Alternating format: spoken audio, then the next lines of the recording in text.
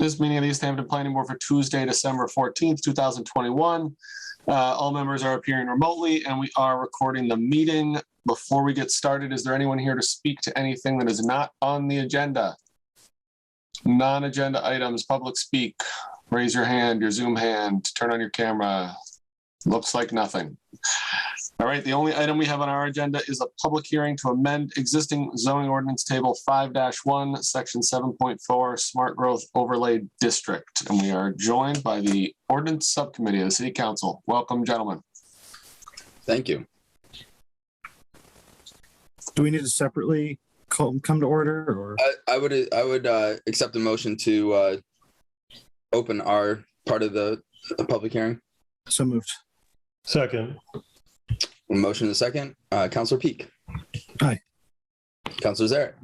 Yep. I vote yes as well. We're open. All right. So is somebody going to tell us what we're here for? Sure. That's the details. Tom, thank you. I can start. Yeah. So I have a couple presentations. We basically have two zoning amendments that we sent forward in a package.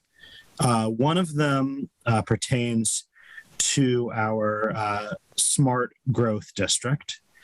That started as, well, I'll get into that, but it started as just a couple tweaks to the affordable housing requirements in there and a couple other things. And then in the process of that, we ended up actually also talking about the overlay district itself and proposing a rather substantial expansion of it. The second thing is a much more small thing, but there's the planned residential development zoning type that we have in our zoning, and we wanted to basically include the same the same incentives for affordable housing in that we had voted to include for multifamily dwellings earlier in the year. So do you have any preference on whether we do the big one or the small one first? Absolutely none. Whatever you think is smoother. All right, let's do the big one first. Let me just make sure. Okay, I'll share my screen.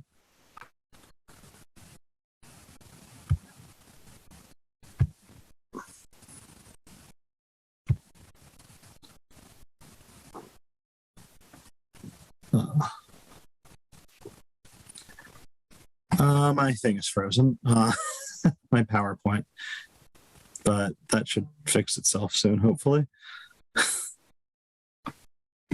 I apologize for this.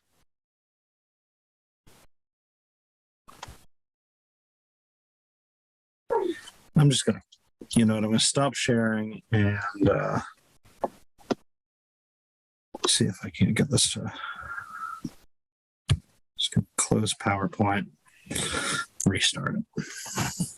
I'll say something in the interim for anyone who's here listening to this. All the information that, except for Tom's presentation, which we'll put up after this meeting, all the actual zoning amendments and maps are available on the planning department's webpage under zoning amendments. So if anyone is at home want to follow along in the interim.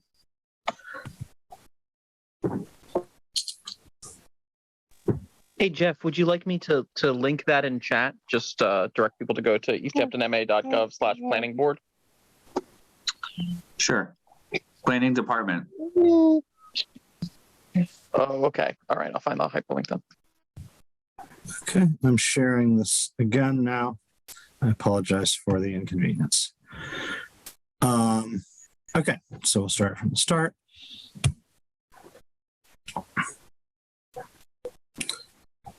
All right, and I sometimes present kind of quickly, so there will be a section for questions at the end, but if there's anything that's essential, somebody just stop me. Okay, so what we have first here is a proposal to amend section 7.4. That's our smart growth overlay district. So just as a quick background, the overlay district was set up to incentivize the creation of housing, specifically affordable housing, but other not necessarily all like big A affordable, but that's a big part of it for sure. So it's an optional overlay district, which means any property owner can take advantage of it or not take advantage of it. And it allows developers to build denser housing with sort of a more predictable permitting process. It's a lot of P's. So, it's a site plan approval rather than a special permit. And that, in the case that they're doing projects that sort of meet the city's housing goals. So the overlay district itself has to be approved by the Massachusetts Department of Housing and Community Development, which means that whatever we decide on tonight or at some future hearing, if this keeps going, it'll ultimately have to be approved before the final city council vote, which is just an important part of the process. And, what they're looking for is that this isn't used on some like random outskirts. It's supposed to be for places that are, close to public transit, close to jobs, close to food, like grocery stores and things like that, generally like the sort of places where it actually makes sense to put more people. So what has changed in our proposed amendment? So the first change is the affordability requirements. I'll get into more detail about this, but what we're proposing is sort of a trade-off where small projects, that's 4 units or fewer, are exempted from our current affordability requirement. And then on the other side, projects are now allowed to be up to 100% affordable, which they're currently not. There's some reduced parking requirements. Ground floor units are now a little bit easier to put in certain circumstances. There's some changes to the design standards, mostly around newer green initiatives. If that's something you have a lot of questions about, I think Jeff can probably speak to that portion of this better than I can, but I'll touch on it a little bit. And the big thing is we have an updated map that includes the Pepin School and the highway business zone. When my computer crashed, there was a couple small corrections that I apparently lost. So we do currently now include the center school.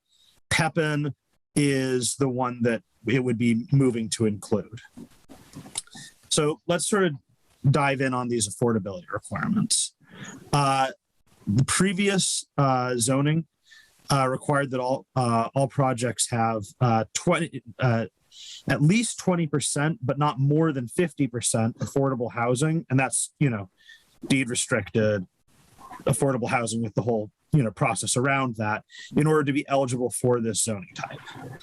So on the low end, this can cause problems if somebody would like to use this zoning to put into place, say like a triplex,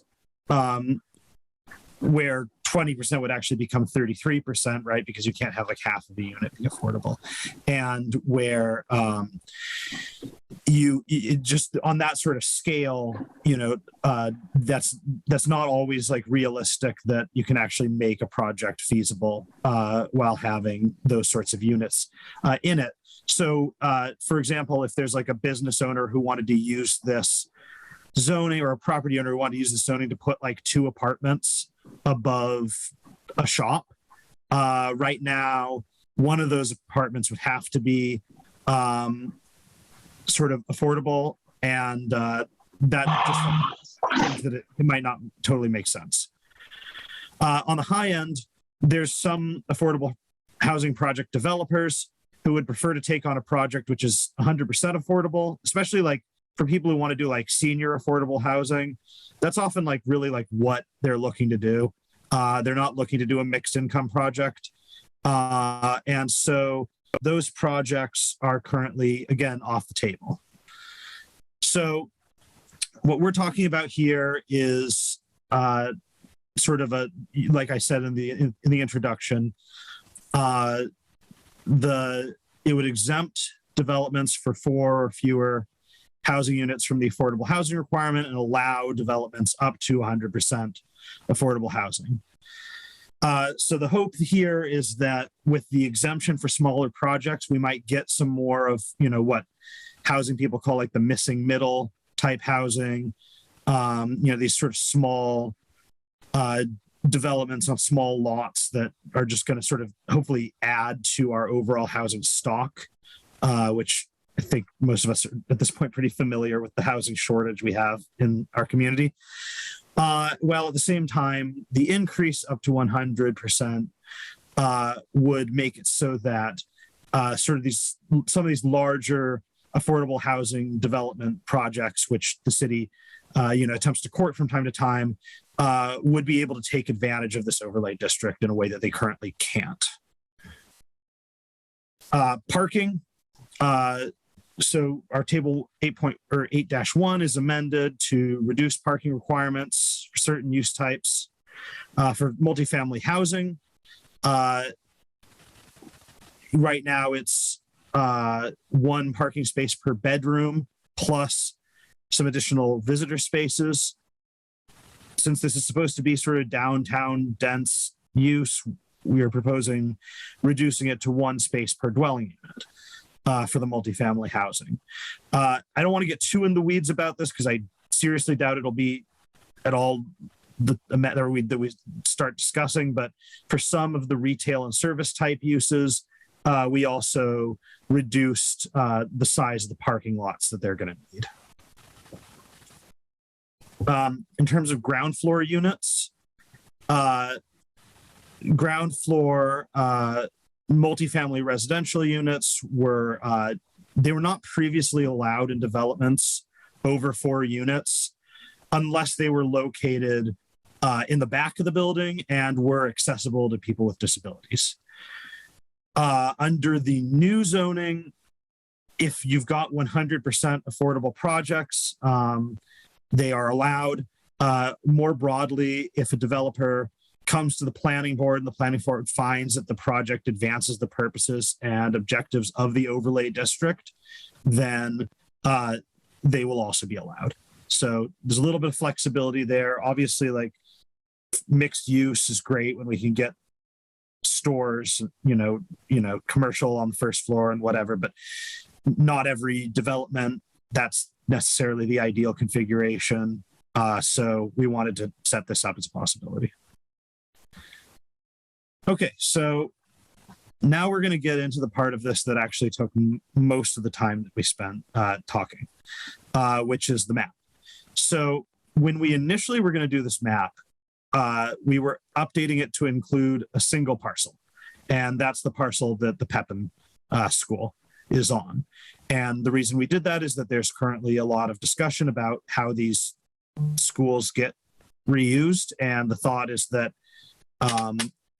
smart growth might be an option that some potential developers who might be interested in the project, they might want to pursue, and that it might be beneficial to the community. So, okay, we'll increase it by 1 parcel.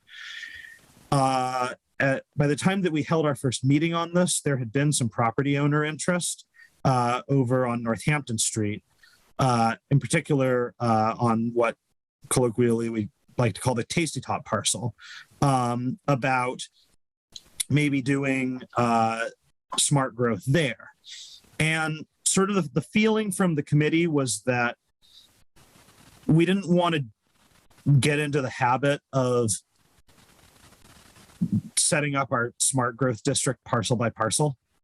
Like if there's an area of town where if there's a parcel that it makes sense, then we should check the other parcels and whatnot, because otherwise we're going to keep coming back to you, every 6 months or something because somebody wants to do a cool project and they want smart growth, and we're going to have to do this. So our thought was, well, let's sort of look at the whole thing. And Jeff was able to find, I think this is pretty cool, that actually the highway business district, a big chunk of it was initially proposed as a third component of the smart growth overlay district. So this was something that's been introduced from the beginning. My understanding is that there was a counselor who didn't want that, and so it ended up getting dropped back then. But we thought it was worth considering, especially given all the development that's going on in that area. So basically, rather than going out and be like, well, which parcels would we want to do and which ones do we not want to do, we just decided to designate or to propose designating a chunk of the highway business district, basically up to Florence Road and Highland Ave, as included in the overlay district. And just to say another thing on this, in terms of other parts of the city that might be eligible or good fits for smart growth, this is something that the committee has talked about, just doing a broader citywide review. Given that there's a project in the highway business district and also this everything going down with the schools, we really felt like it would be best to get this stuff sorted out now. But don't be shocked if in the summer or fall of 2022, you hear from the council again about maybe other parts of town that upon further review could also benefit from smart growth. But these were the things where we knew there was interest, so we wanted to get something rolling on now. Okay, so unfortunately this is black and white, but you can hopefully see the pink and the sort of whited out areas are the current overlay district. Right down here, there's Pepin, right? So the idea is that just this one parcel in blue right here would be expanded to the south, just so that that's included in the district. And then in the highway business district, this is the area that we designated as smart growth, or that we would like, that we're proposing designating as smart growth. And you can see it's, there's some parcels here that are already substantially developed and some that are totally undeveloped. Our thought was to just designate the whole thing, because you never know, one of these buildings in 20 years, maybe it's in bad shape and somebody wants to just tear it down and do a whole new thing. And we don't, if we think right now that it makes sense, then there's no reason like waiting for it to come up. That was sort of our thought, is just to be proactive and say, this particular area, let's just move forward with that. And Tom, just to clarify, this is all optional anyway, right? This doesn't limit anyone's options. It just gives them another layer of options for these parcels. It only gives them options. It does not force them to do anything. If they don't want to take advantage of it, they don't have to take advantage of it at all. But our general thought was to just do all the parcels, because things change ownership, people's feelings change. And it just seems like, in our opinion, the right way to do this is to designate the areas where we think we'd like to see smart growth, and then leave it up to the property owners to decide whether or not they want to take advantage of that, rather than like responding to just individual property owners, which could turn out to be very labor intensive. So in terms of the highway business district and smart growth uses, we have like the table of use.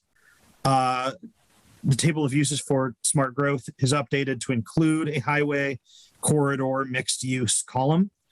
Allowable uses are pretty much what you'd see in the highway business district. Like there's not really any major changes in what sorts of things. The only thing that really changes is permitting and density stuff.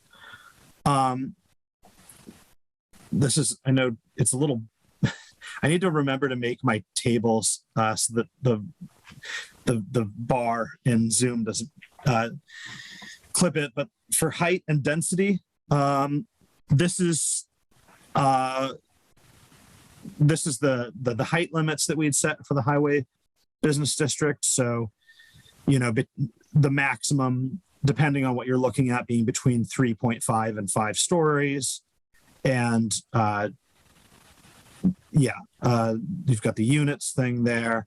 I'm going to include a little thing about the height in a second. There's a little bit of a caveat to that I'm going to get back to, but I just want to show you first. We also have the setbacks. They're basically the same everywhere for 20 front, 10 side, 30 rear. The two big additional regulations we added when it comes to sizes and setbacks. The first one is about height. The precise language that we included is that the location and design of buildings greater than 3.5 stories in the highway business district must directly address viewshed impacts as listed in the city's smart growth design standards. So basically what that's saying is everyone's cognizant that there's some great mountain views in the highway business district, and that if you build something really tall, that could potentially be upsetting to a lot of people. So if you're going to build something tall and bring this to the planning board for, site plan review, we are saying you have to address that issue. The other thing is, and this applies for all of the smart growth areas, we are saying that no buildings, parking, or access ways shall be allowed closer to 25 feet of the property line when the project and property is abutting a residential zoning district, because all of these properties, all of these districts eventually end somewhere, and then there becomes usually a residential district.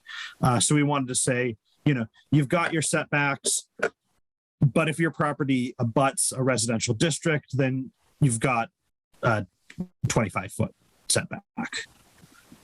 And I think that's it. So I'm going to stop sharing for now.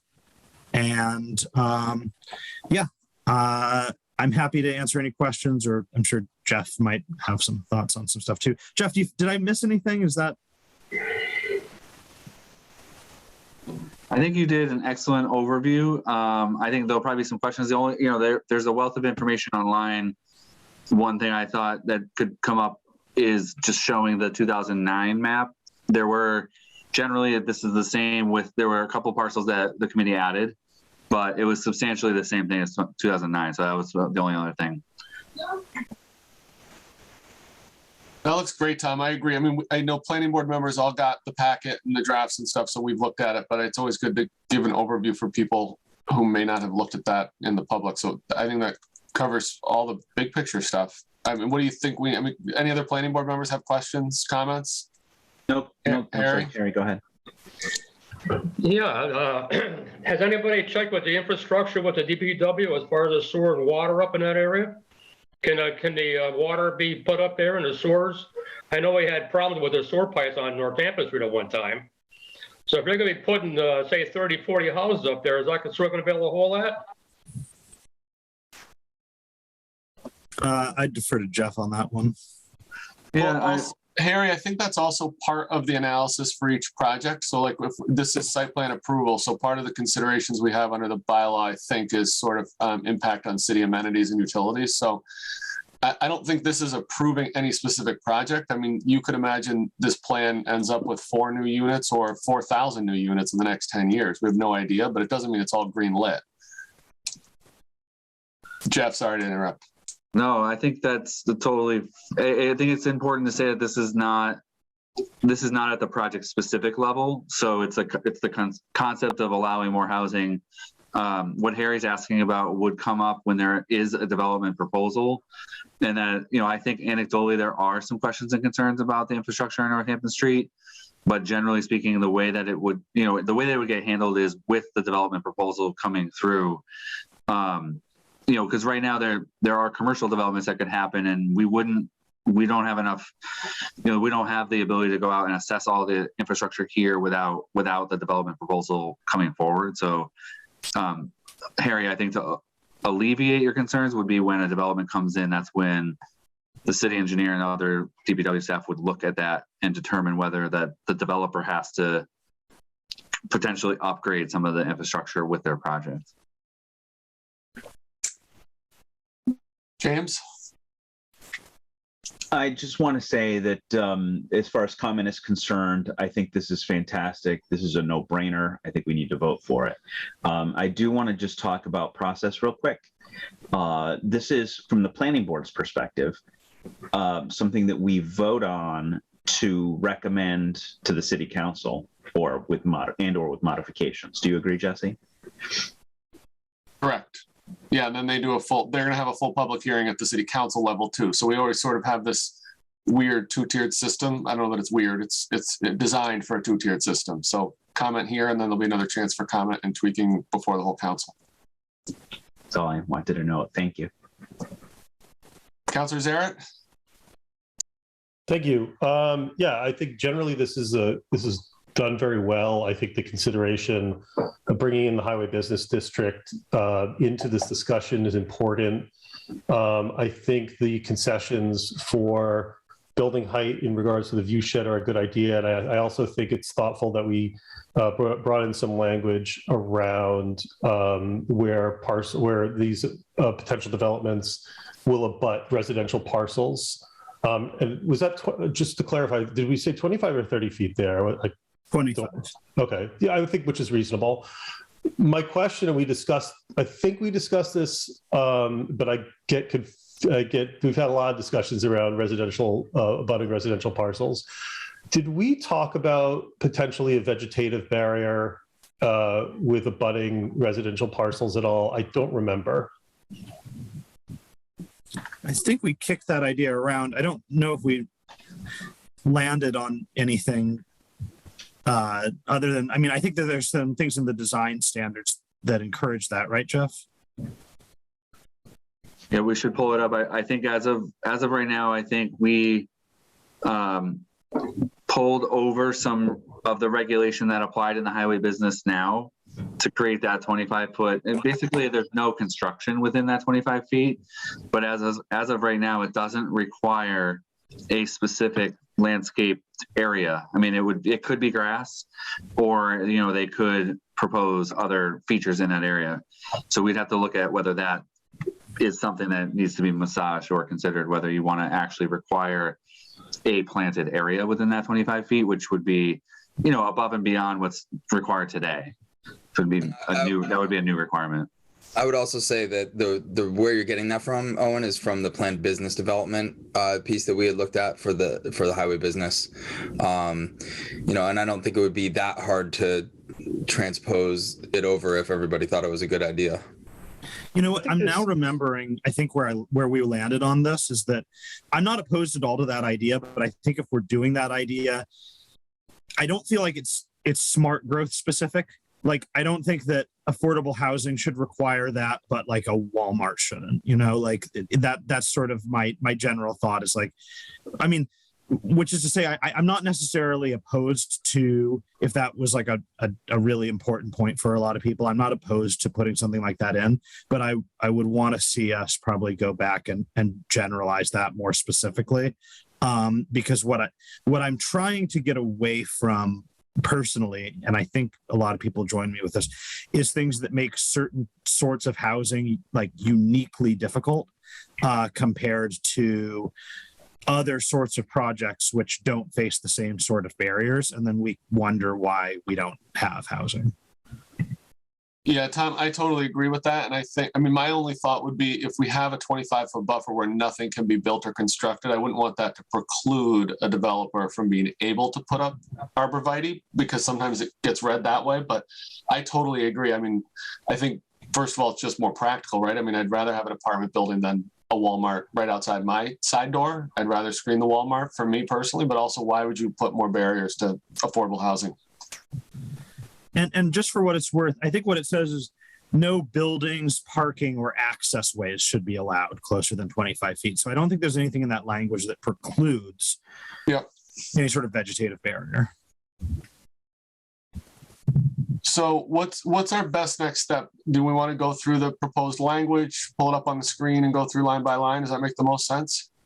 I do see that there's a member of the community. Oh yeah, we can certainly do some public comment or questions. I see Danielle Martineau. Yes, hi.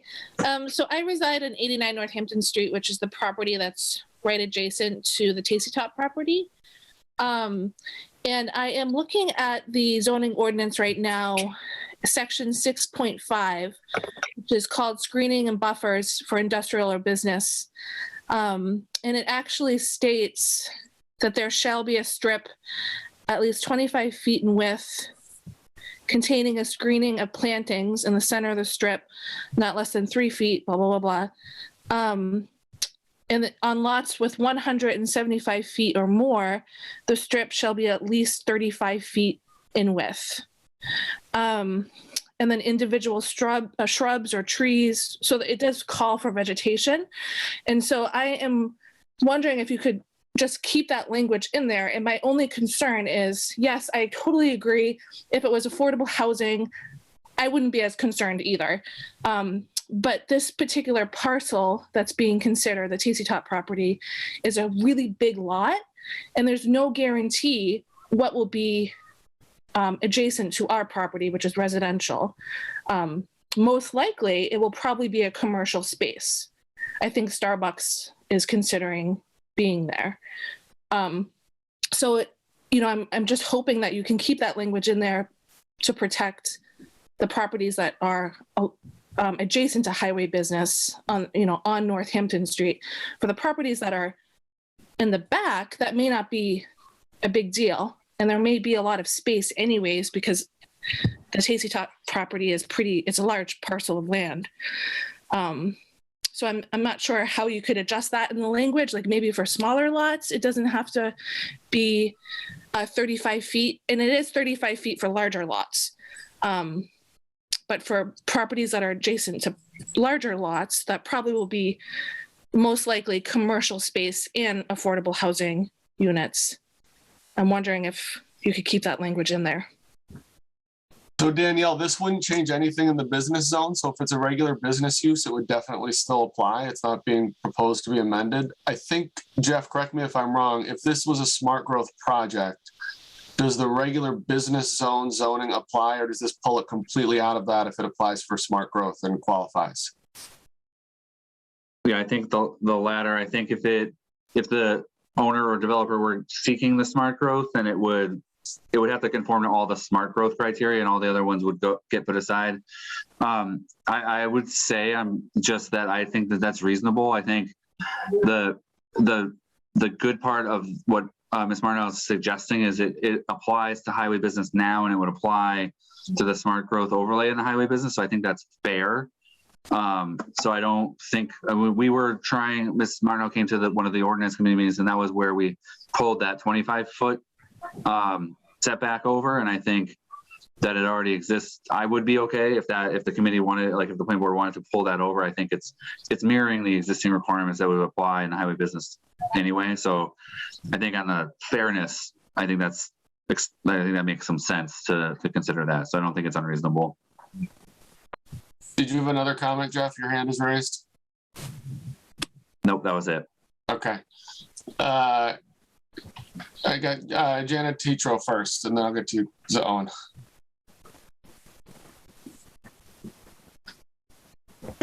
I'm Janet Tetro. I'm the chair of the Easthampton Affordable and Fair Housing Partnership.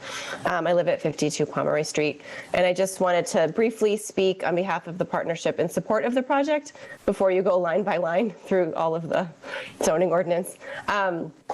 So the partnership obviously supports these amendments. It covers a lot of the things that were addressed in the housing production plan. I personally am very excited about reduced parking requirements for affordable housing projects, as that was highlighted in our housing production plan as something that was seen as a barrier. And the partnership just really encourages and is excited about any tools that the city can add to its toolbox to encourage development of housing in general and affordable housing in particular. And so we, really are excited about these amendments. I thank Councilor Peak and the Ordinance Subcommittee and the Planning Department and the Planning Board for considering them. Thank you. Great, thank you. Councilor Zaret. Thank you. I just wanted to echo, I think what Jeff was saying. I think if basically the application currently without an overlay, the use, commercial use on these parcels that we're talking about with the overlay will go over. If there's specific language discussing certain how buffers between residential properties should be applied, I think it's reasonable to carry that over. It just makes sense to me. So I just kind of a vote for that. I think I just want to ask a question of clarification. I think I understand the way we're going to do this too. I have some questions about the design standards, especially the environmental elements. We're going to go piece by piece into that. Is that true, Councillor Peak and Planner Bag? I think that's the plan. I'm mostly looking to Jesse and Jeff on this, but I think that makes sense. I mean, we've all looked through it, but like I said, I don't know that the public all has, so I think it probably makes sense to go through each section. Okay, I have a few thoughts that I'll share when we get there. Excellent. And Jessica Allen.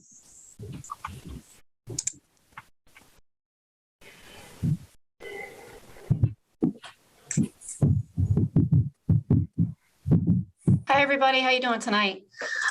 Jessica Allen. I am a project manager of real estate here at Valley CDC. Valley is a small nonprofit organization based out of Northampton. We serve Easthampton, Northampton, Amherst, and Hadley. And we do that through 3 different programs. We do small business development, we do home ownership services, and then we have affordable housing development. Valley has been an affordable housing developer since around 1990. We've got about 300 units we've developed that range in size between 18 and 55 units. And we've got about 175 units in the pipeline in our various communities. So I've taken a good read of the 40R zoning language, and I did provide some comments to the planning department as well as Councillor Peak on just a couple of things that I think you should be thinking about as you're reviewing the language and walking through it. I think it might be beneficial for me to do that before you get into the weeds of the ordinance, if that makes sense to both chairs. Please. Okay, so there were a couple things. One had to do with the ground floor residential. So this was something that we pointed out to the planning department in terms of just something that needs to be looked at. We appreciate that it's been added in there by eliminating limiting that burden for a new development to come forward. However, I would like to recommend that the board consider and the council consider changing the language so that it doesn't read 100% affordability and that it's a majority of affordability, primarily in that the 100% affordability and how affordability is defined in the zoning ordinance is for 80% AMI or area median income tenants or below. When you're modeling a pro forma for a development, you may be looking at workforce housing, which is 100% or 120% AMI. You could be looking at market units in order to sort of offset some of those financial costs for subsidizing the affordable units. And so that would be one recommendation that we would make is, it's great that we'd be able to look at a building or look at a site and be able to consider ground floor as part of that option. But I wouldn't limit it to primarily because of how you are defining affordable units or eligible units within the zoning to 80% AMI or less. So that would be one piece I would encourage you to look at. And then just in terms of that ground floor, I would encourage you to think about a couple of developments that have been permitted and built that required ground floor commercial and still have vacant commercial spaces several years even after the development has built. 2 of these in downtown Northampton, one being Live 155 and the other one being the Lumberyard. Those were built with the requirement of commercial spaces per the town zoning, and those spaces still remain vacant. There's also another excellent project in South Hadley in the Woodlawn Plaza, which is also a 40R district. They have a project that has designed so that the ground floor looks like a commercial space, but it's actually the entry to the building, it's the community spaces. So it still has that vibe of providing that design standard of looking like a storefront on the ground floor, but allows units to be built within the full capacity of the building. So just a couple things to think about on that specifically. 2, with the density requirements, I failed to mention that we are now working under a CPA grant, doing a site assessment under Easthampton, trying to identify a viable site in Easthampton for affordable housing. So we are looking at maps, we're weeding through properties, we're talking to the planning department about viable sites, and we are doing, deep analysis for each of these sites. And the goal of this of the grant is for us to, at the end of the day, find a site, get a deal, option agreement with the property owner, and get something built. That is really the goal of us utilizing the CPA money. So as we're looking at sites and as we're figuring out densities and as we're looking, really when it comes down to is flexibility. Flexibility is key. So under the current zoning, I do see under your downtown district that you have a minimum density of 20. I would encourage that is a standard that you hold to, because every site is different. Every site has different capabilities. A smaller site in a downtown, if it's a quarter-acre site and it's limited to that 20 units per acre density, is not going to yield enough units to make it viable. In the world of financing affordable housing, about 80% of the financing in the nonprofit world, when we're looking at projects, 80% of that's either coming through low-income housing tax credits, whether it's federal or state subsidies. Those programs for LIHTC specifically, you need to have 20 units minimum density in order to even apply for these projects. So 20 units is kind of our baseline. And when we pencil projects out, we're looking anywhere between 30 and 50 units to make the building operate appropriately moving forward and to be able to cover development costs. And as you all know, construction costs are increasing exponentially. Supply demand is all over the place. Construction costs are wacky right now. So, we are looking typically between 30 and 50 units for a project in order for it to be viable for us to move forward on. Now, that could be on a site that's a half acre, or it could be on a site that's 3 acres.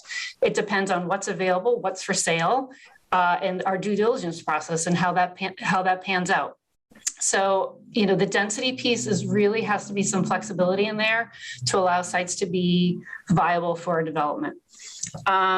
One sort of technicality within it is the monitoring agent. This hasn't really been noted in your zoning, but there is a section on the monitoring agent, which is section 7.462, which identifies HAP. HAP is no longer in existence. It's now Wayfinders. And whether they even have the capacity to be a monitoring agent on behalf of the city is unknown. So again, a little inside baseball here, when we're getting state subsidies from DHCD to fund these projects, they have a very strict compliance program for their funding. The tax credit investors, they also have compliance for 15 years and we have to meet their compliance standards. So there's a lot of eyes already on these projects from a compliance standpoint. Now, the question is, if you had a for-profit developer come in that's not using any public subsidies, I don't know what the monitoring process would be for that. That's something that the city would need to think about. But for nonprofit developers using public subsidies through the state, we already have a very high level of compliance that we need to meet. So just something to think about and to note that I don't even know if they were, when this first was passed in 2008, I don't even know if they were even asked then whether they would be the compliance agent. So something to sort of think about. Parking for the multifamily, it's great that you're thinking about reducing, but just as sort of again, some data for you is our properties that we manage. There's been an assessment on properties that have on-site parking. We have a lot of sites that don't have on-site parking, and that could be an option. You don't even need to have on-site parking. Live 155 in Northampton has no on-site parking. It's hard in downtown, doesn't need it. But typically our sites are about a half a space per unit. A lot of folks that are living in affordable housing developments don't have the economic means to even own a car. And so we find typically that most of our properties the parking lots are not full, that they're at like half or 3/4 capacity at any given time. So again, just something to think about. And then within the design standards, I believe Councilor Zarek just noted about the green component. So again, just some inside baseball, when we're applying for public subsidies, we have a very rigorous green sustainability standards that we need to meet in order to qualify for the funding. So again, this is above and beyond what any market rate developer would have to meet, but they are part of our funding requirements. And with this funding, as competitive as it is, our projects meet them. And in fact, we go above and beyond, and our projects are going for passive house at this time. So there's passive house certification that we're looking for with our future projects. So just a couple of things to note, and I'm here for any other questions or that you may have about affordable housing development. Awesome. Thanks, Jessica. Any other, Jeff? Yep. I think that was great and helpful. A couple of the things that Jessica mentioned are kind of easy to kind of potentially amend in the working draft. And I think one thing that had occurred to me, but I don't think it has been said yet, is that we will most likely need to continue this hearing for probably into the January, because DHCD has not, the exact process with DHCD has not been clarified for me in terms of whether they would have potential amendments to this as well. So with that said, this is the draft that is posted for this hearing, and a kind of a nod to what Jessica had said about the density requirements here in this upper is the downtown mixed use. And we had tried, there was some recommendations that came out of the downtown strategic plan that suggested that we take the density and make it a minimum, because as of right now, it kind of reads as a maximum. And so I think it starts to address what Jessica was concerned about, is this required minimum residential density gets you to that 20 units per acre. The one issue I see is when we carry it down to the highway corridor mixed use subdistrict, it doesn't say required minimum. And I think that would be one way to get at that minimum issue, I think, at least initially. And then the other thing I just wanted to point out for the board's discussion moving forward is the ground floor is kind of embedded here where you're in the use category for multifamily. So the black text here is not allowed on the ground floor unless it's handicapped accessible and located in the back. So that was what Councilor Peak read. We had language in there that most likely could be tweaked a little bit more, which is ground floor units may be allowed for projects containing 100% units as affordable. So I think what Jessica was proposing is that be 51%. Majority. Yeah, majority. So that, but we did try to work in a little bit more flexibility that says, or this middle line here, or in other projects with a finding from the planning board. You know, we do want to capitalize on this idea of being flexible. You know, I think mixed use has a lot of qualities that are great, especially if you're super downtown. But if we are talking about out on Northampton Street, and if it's not that first building facing Northampton Street and you're going into interior to a property, you know, that becomes less and less important. And so that would be the kind of thing that the planning board would potentially review. So maybe this language gets tweaked a little bit. And then the other section on the subsidizing agent would just, I think it's some language modifications that would go in there. That I don't have that, you know, I haven't made those amendments yet, but that would come out in the next iteration. And then I think maybe there was a suggestion about the parking. You know, we were talking about 1 space per unit, which is reduced from our current 2 spaces per unit. And I think there's an indication that maybe you can go farther depending on the location, and then we'll go through the design standards. So I just wanted to respond to that. It was really helpful information to have passed along. Just to jump in, Jeff, real quick. Everybody, when we draft bylaws, loves flexibility and discretion for the planning board, but in implementation, it becomes really hard both for the planning board and for applicants, because you don't know if you're going to get that or not, right? So you sort of come in to a hearing and we might vote and let you put ground floor units, or we might not. And also then we end up in hearings and you've got half the room is saying, but walkability of downtown, where's the business? And the other half is saying affordable housing. And we have no guidance in the bylaw about how to value those things relative to one another. So that's always the thing I'm concerned about, is the level of discretion for us, which doesn't always help us or applicants. But I just think we just need to find a balancing between those.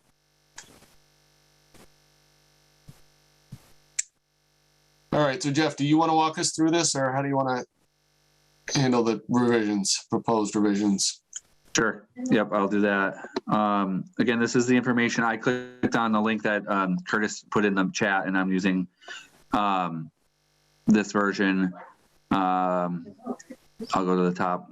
I'm going to go kind of quick because we covered basically most of this, but this is draft number 5 dated November 17th. So this is the copy that was transmitted to the planning board. I'm just highlighting a couple of the sections that are included for amendment here. Where this really starts is the second smaller, we didn't talk about this yet. I'll skip this for now. Did we, Tom, did we talk about that yet? Did we do both? We're in smart I'm doing that one second. Okay, thanks. Spoilers. And that one, I actually think maybe we might not need to continue, but we'll see where we get. Right, and I would just argue that there could be some value in bundling them for efficiency. So here it's real simple, but we're just making a note of the housing production plan. It's a document that's not currently listed here. I think that based on the input from Jessica, there might be some definitional changes, especially with subsidizing agent, that we might need to work in, but right now we didn't do that. It looks small, but this is the adding the highway corridor mixed use district. So that's how that gets added into the text. And then this is actually really similar structure to what was put in place in 2009 for that process, but we're basically creating another column in the use table and, following patterns, trying to encourage either commercial uses or higher density. We don't allow single family dwellings, but then every other type of housing after that kind of gets allowed with plan approval. So starting with 2 and 3 family, and that kind of mirrors the traditional neighborhood district, which we have. Then we're going to go through townhouses, are allowed by plan approval. Multifamily is allowed by plan approval, which seems to fall in line with the downtown mixed use area. Assisted living falls in line with all of the areas. Oh, sorry, as is nursing homes. Sorry, I jumped around here. Convenience market is plan approval across the board. Supermarket is continue to be plan approval. Professional offices, same across the board. Pharmacy, drugstore, childcare center, restaurants and bars, bakery, deli, butcher shop, etc. Bed and breakfast, beauty shop, laundromat. Neighborhood scale mixed use is a no. And so there's a definition there which we want to look at. There's a neighborhood district that we want to try to encourage these neighborhood scale, and we want kind of denser stuff in this highway corridor. So it's really the next one, which is the downtown scale mixed use developments are allowed by plan approval. We're not in the mill area, so the mill renovation, category is not there. Research offices, wholesale trade, general manufacturing, publishing data, computer software, warehousing, self-storage facility. And that's kind of the summary of the table of uses. We keep going, actually, sorry. Home occupations, under the idea that we're not allowing single-family residences, family home daycare, churches or religious purposes, educational institutions turn to just a P, which means that the planning board doesn't even see those. Those are protected kind of uses. City administration, building, fire, police station, public park, city highway, or utility garage, or agriculture. Here at the asterisks is where you get those definitions. So it's really C is neighborhood scale shall mean buildings with a maximum height of 3 stories and 40 feet. And then D is the downtown scale shall mean the maximum height of 5 stories and 60 feet. We did not cover that yet, but that was a question that came up. Tom, maybe we can talk about that in a minute about how to, we did have the ordinance subcommittee had some discussions about the height and the size. I thought we touched on that a little bit in the presentation. Right, and so, okay, it comes up in the footnote in the next section. I may need to brush up with the notes. In Councilor Peak's presentation, we looked at this next unit at 4 units. So I would expect at the next meeting that would be reduced by 1, just to say that projects under 4 units. Oh, no, it's there. I just phrased this wrong. It says that they're projects with 5 or more units. For projects with 5 or more units, not less than 20% of housing is constructed. Okay. Where I just said projects with 4 or less units are exempted. It's just the negative version of that, but it's the same, like we're on the same page. Okay, great. I love how language can do that, especially language in zoning. This is section 7.462, which Jessica mentioned that this may need some tweaking. It does mention HAP, which is pretty much a defunct agency that has transformed into another agency. So we need to kind of go through this section and maybe propose some additional amendments. And kind of that's a long section. The next substantial change is we talked about the density calculation. So what I would propose is in this upper section, we had the word minimum. I think that would carry over possibly into all of these. I think we would take maybe the minimum and add it to this middle section, and more importantly, the highway business section would get that minimum phrase there. That's fine with me. And then this is where under the asterisks here, under height and, well, it's height under feet and height under stories is where we include that reference that the location and design of buildings greater than 3.5 stories, that's the current maximum height that you can build if you were building just under the standard zoning, must directly address the viewshed impacts. So when we get to that, it'll make a little bit more sense, but what we're trying to demand is that the applicant specifically address those and give the planning board something to respond to. And then this is the other place where we would try to pull in those other requirements that we were talking about with buffers. So we had already pulled in the no parking access or buildings. And I think what I would propose we do is make sure that if we refer to that section, I have it in my notes here, 6.5, I believe it is, in its entirety, that then we would get the vegetated buffer included in that. And it would include that wider frontage. If you have a very long frontage lot or building, then it would increase to 35. These are the setbacks, which we added in the table. This is where we amend the parking. Again, it is 1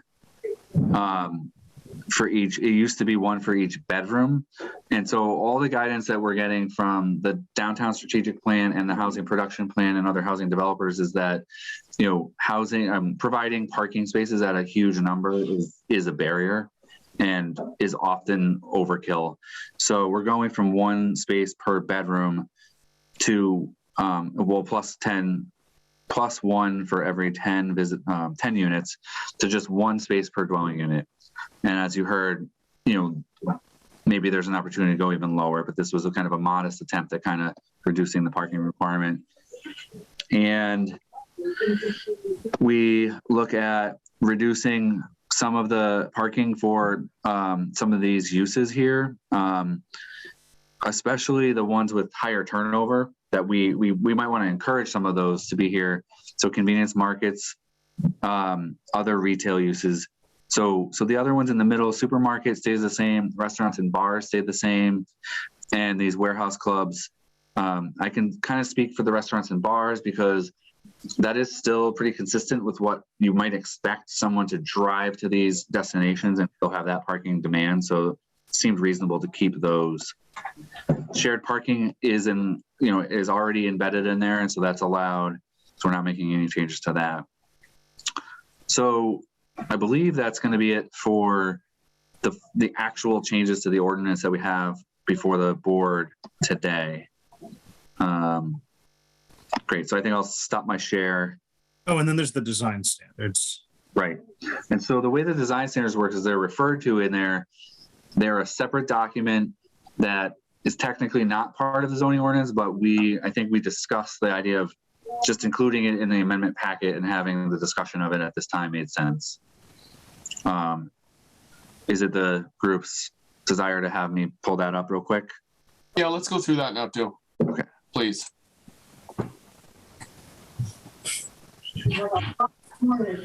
I'm getting lost in my share. Hold on 1 second here.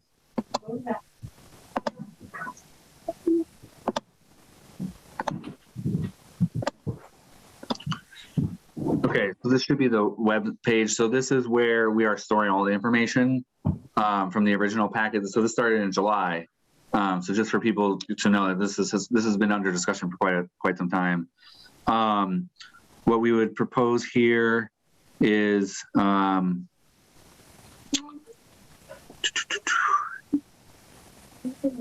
guess I'm going to pull it up. Oh, here it is. Okay, sorry.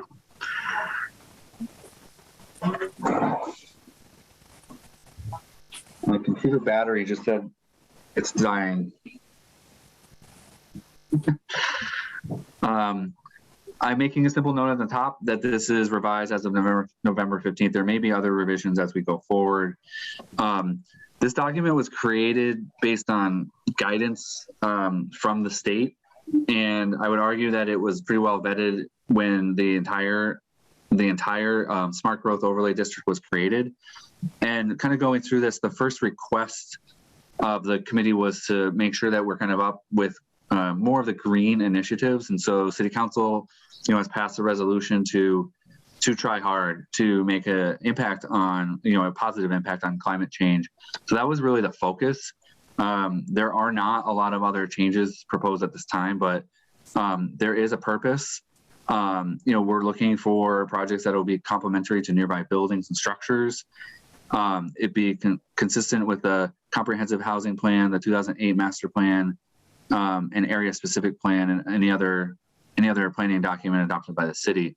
So we are looking at things like the current housing production plan would really help inform these discussions.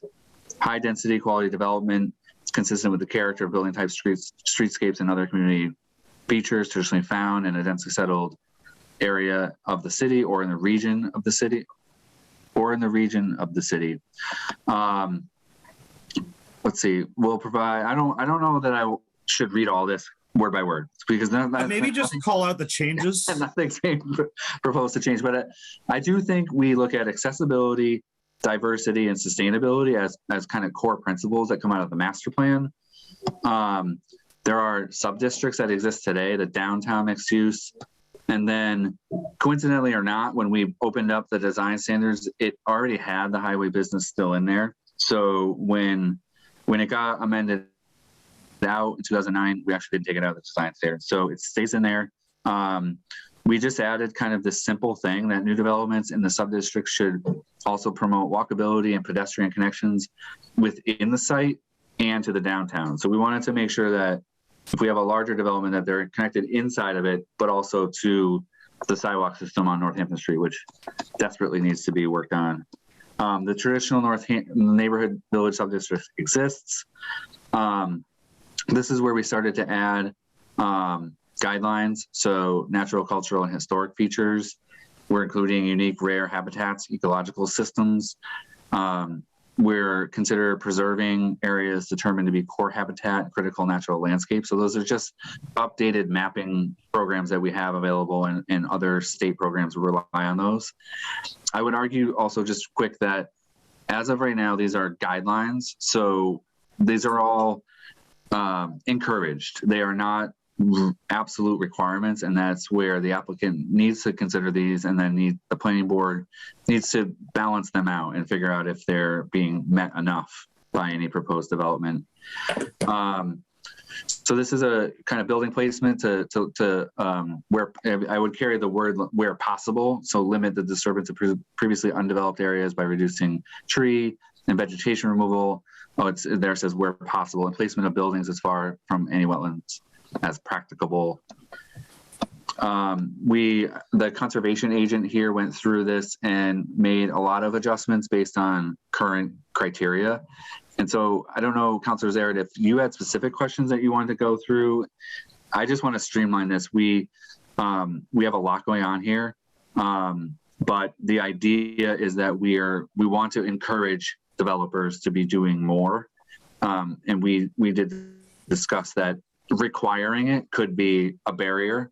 And so there's somewhere in here the balance between being clear and encouraging and then not necessarily requiring it. So I think Councilor Zaret raised his hand, so I don't think if I pause, is that okay?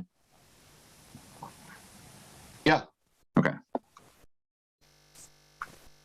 So I'm just going to make a push again. I know we talked about this at the ordinance level, and there was some disagreement and pushback on this. I think that the guidelines, some of the notes about renewable energy, types of plants, pursuing certification of planting, et cetera, I think a lot of that is good. And I agree with what the planner's saying, that there's a lot here that if all of this is required, it could be a barrier to development. I want to make a plug, though, for some really simple language, though, around the types of plantings that should be or shall be required. And we discussed this in ordinance. There were some concerns about it being prohibitive or unduly restrictive. The first thing I want to say is I don't think it would be. We're talking about native plants, and we're talking about requiring native plantings and restricting invasive species. And the beauty about native plants is that they're native. They don't typically require significant maintenance to grow. I know there's encouragements here, but I went and I did some research and looked at other design standards for 40R design standards throughout the Commonwealth. And there's plenty of them. So I have Reading, Brockton, Woburn, Newburyport. Middleborough has something interesting I want to bring up as well. But all of these have language that basically say this: all plantings shall be native species, invasive plants are prohibited, plants located near streets, driveways, or parking lots must be salt tolerant. I think that there's a lot of stuff in here in the design standards, I'm looking at them on my screen too, that I agree with the planner. If we required all this, it would make it very difficult. But I think that being forward thinking, being respectful of our environment in the resolution that we passed, I don't think it's asking a lot, and I don't think it's going to add significantly to cost, or potentially could reduce costs, I don't know, to specifically say native plants only and no invasive species. And I think that would go a long way. So I'll put that out there, and I'm just curious about the feedback on that.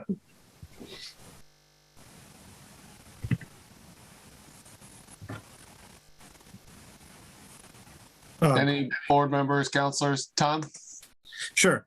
Yeah, I mean, I love the idea of requiring native plants. I guess I have a sort of technical point, but it's just that if I were to push forward on this, I'm not sure I would put it in the smart growth design standards, because what that would mean is that if a commercial property that opted to not use this smart growth, like we're to move forward on the same property, like that it would not apply to them, I guess, is my thing. Like, and so that was sort of my point back then.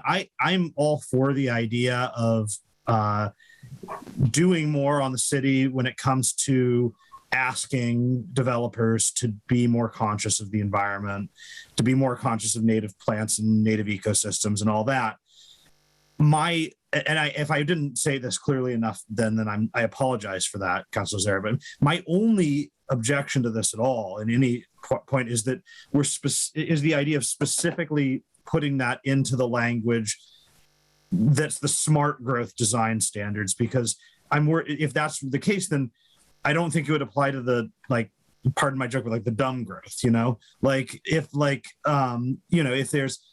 somebody says, nah, I don't want to put any affordable housing units on this development, I'm just going to do this other completely different thing. And so I'm just not going to take advantage of these at all. Then I would want, I don't want to get too down into like planning future zoning or ordinances. But like, I just think that the proper place for that language is in a place that it applies to all projects, not just smart growth projects. And so it's not about me feeling like it's prohibitive, really. Like, I don't think it is prohibitive to, I doubt it's prohibitive to plant native plants. I've done a good deal of it myself, and I'm not exactly loaded, but I just think that this specific document, which is about design standards for smart growth properties, I'm not like completely against it, but I just wonder if a better place to put it would be somewhere it applies to a broader portfolio of projects. Thanks, Tom. I got Jessica next, and then James, I see you, and Owen. Thank you. I can't figure out these Zoom emoji things. I'm getting them all screwed up. Anyway, so just a couple of thoughts. So I think putting in native plants that's no big lift. That's easy. That's so easy. And I would say most developers at this point, they think about it or they do it if they can. There's easy to put in plant species and plant materials that are going to survive. So that's an easy lift. I think where I get a little concerned is the level of certifications. There's enough paperwork that we have to do to make these projects work way above and beyond that any private developer is going to do. That to add another level of certification or requirements, really just adds another layer of complexity to us. And where a community really can provide the most support to a local affordable housing developer is to make the permitting process as smooth and easy as possible. Because if we get stuck in a long permitting process, that takes a lot more time, and that costs a lot more money for us, in a tight budget that we already have. And then I see language in there about green roofs, which is great. But if we're going to put anything on a roof, we're going to be looking at solar, because solar is going to impact our electric bill. And that's going to help us provide better operations in a building. And that's going to be able to reduce the cost of the operations in the building moving forward. So, if we're going to be looking to put something on a roof, solar is what we do. And we actually have incentive money that's tied to that. So if you're looking for certain certifications, I would see whether there's certain incentive money that goes along with it, because it takes probably 9 to 12 sources of funding to put these deals together. And, we are looking for everything that we can. So if there's something from a certification, like the passive house certification, we're doing it because it improves our operations. It's the right thing to do. There's also money tied to it that we can access at the end of the day. So, if you're looking for incentives, I would look for stuff that has some sort of incentive money tied to it with that certification, and that might be more of attractive to an affordable housing developer as they're putting their budgets together. Jessica, before you sign off, I don't want to cut in front of James and Owen, but while you're here, what would be an easy way to do a sort of certification? I'm thinking about the planting. Is it as simple as making a building inspector sign off? Is it just a permit condition that, you've been in our bar seat before, right? How do you enforce it against someone who maybe isn't as well-intentioned as you guys? So I think, if you have to go to Conservation Commission, they're plant people. You need to have somebody who knows plant materials and knows how certain plant materials are going to succeed in different planting conditions. You got a site that's a quarter of an acre. You're not going to have a lot of plantings. You've got a building, you've got parking, you have stormwater. Stormwater's got to be on site. So stormwater takes up a lot of prime real estate on a property. So you may not have a lot of space at the end of the day for native plantings if you're working on a small site. It's really going to be based on the site and the conditions and its location and all of these other factors. So, you could put in the planning department. I'm not sure if he's a plant person. So, I think what a lot of communities have done, and it's applied to all projects, is they have preferred planting. They have preferred street tree lists that are available to the developer. And it's like, here's a menu of trees that we've vetted. These trees are good for, street tree locations. These ones are good for wet areas. These ones are good for ornamentals. You don't want to use these ones because these have berries that fall on trees and are going to cause a mess.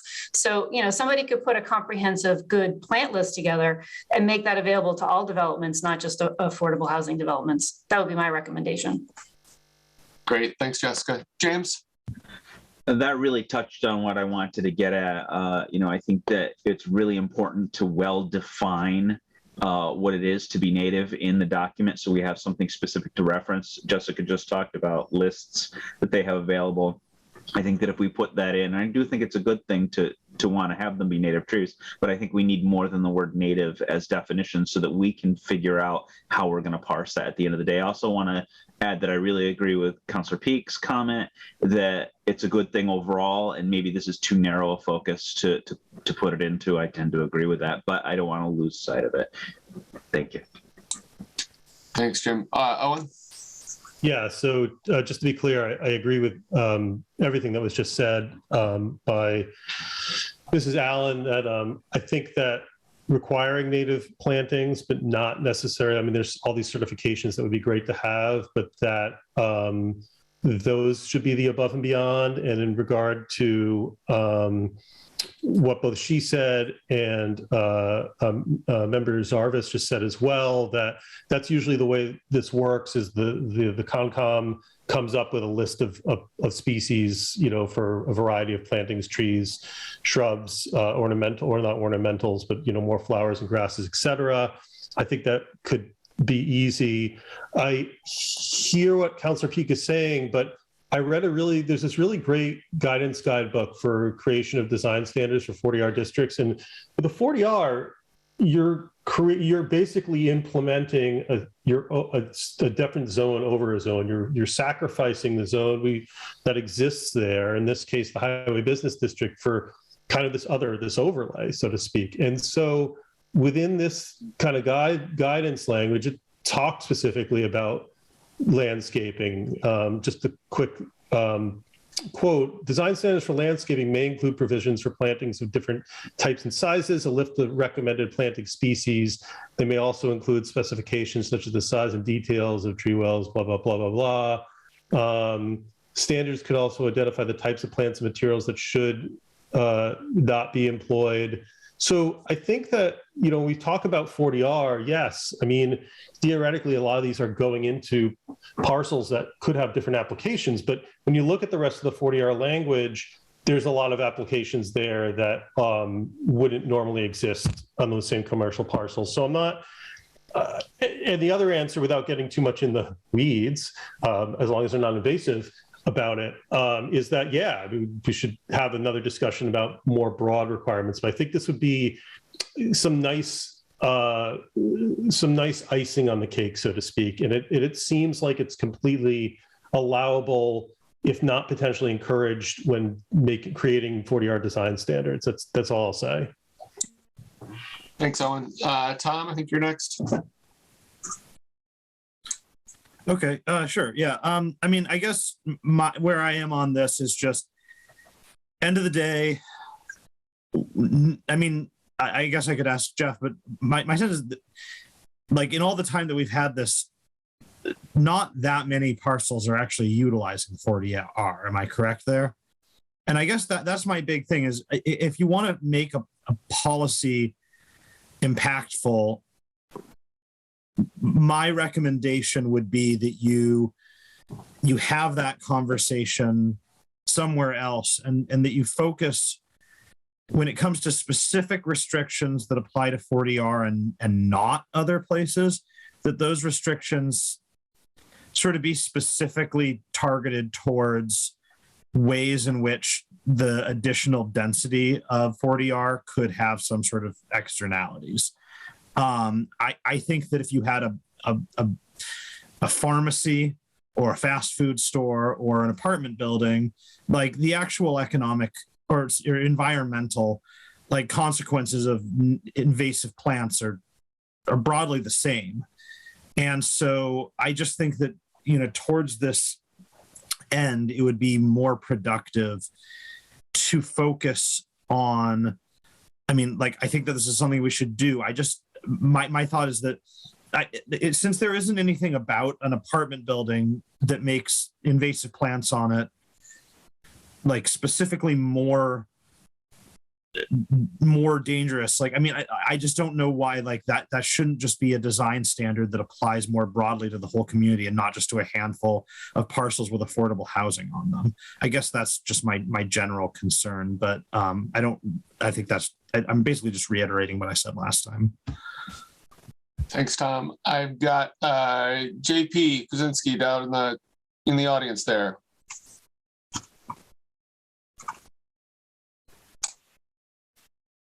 Hi, can you hear me?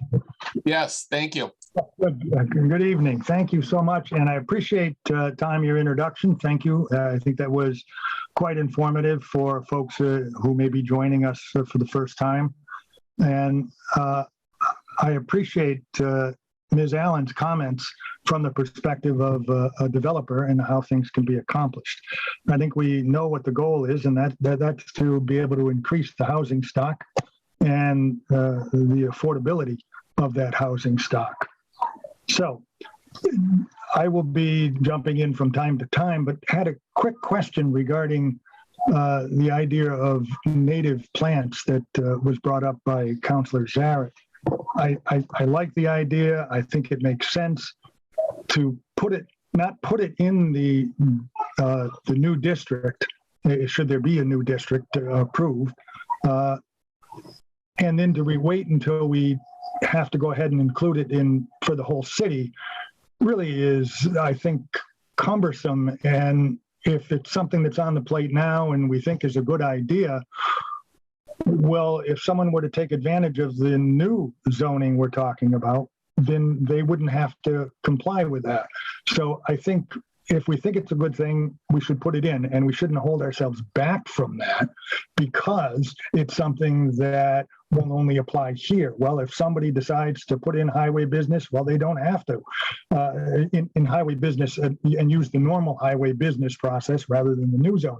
But if they're going to use the new zoning, then, and we think it makes sense, I think we should have that in. So that being said, I also am very cognizant of the infrastructure questions that were brought up. And when I think of infrastructure, I'm also thinking of our sidewalks. And I know that Planner Bag has mentioned that this is in a really deplorable condition. And if we're going to bring more people into an area and increase density, I would encourage everyone who's in this group and attends to take a walk, if you can, along the west side of Northampton Street, because driving by just doesn't cut it. And if this is going to be pitched as improving walkability and accessibility to other highway business areas or to our downtown area, that definitely has to be something that we keep on the plate and in mind. Thank you. Thank you. Jeff, I think you're next, and then Curtis. Thank you. This is a great discussion, so I think it's good. It's worth having, and I guess I have a couple things have stacked up. So, I mean, I know that this is one step in the process, so I know that there's another step with City Council, but I would urge against requiring the landscaping at this time. All of the work that we've been kind of focused on is incentive based and not firming up requirements at this time. I think, we are, I think we should be sensitive that we are not swimming in projects. We do not have a lot of activity like the towns listed in Eastern Mass.